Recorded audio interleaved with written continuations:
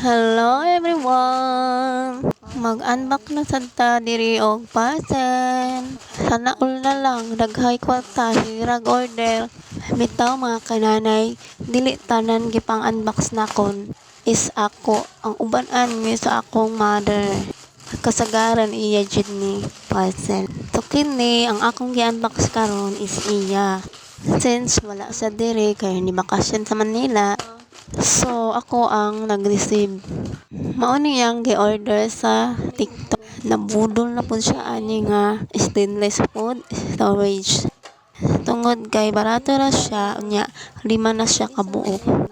Dili siya dagko, dili pud siya lalom. Lagpad siya. Mas nindot siya butangan og mga dessert.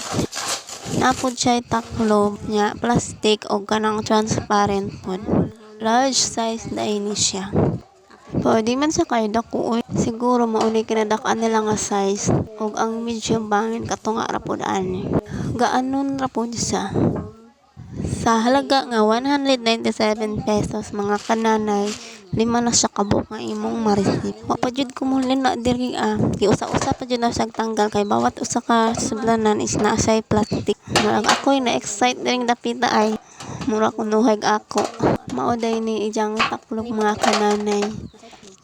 Nipison siya mura sa og kanang sa kanang microwave Tupperware sa kanang microwave basta kanang plastic nga pang microwave nga ni puti or transparent amot basta mauna siya. Amo na lang yung pag-intindi.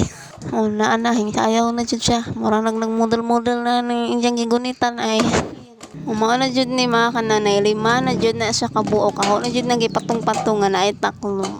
Ug basin ganahan mo tan-aw sa store ani ako lang ibutang ang link sa description box. Ug mao lang to mga kananay hangtod sa sunod natong video. Bye bye.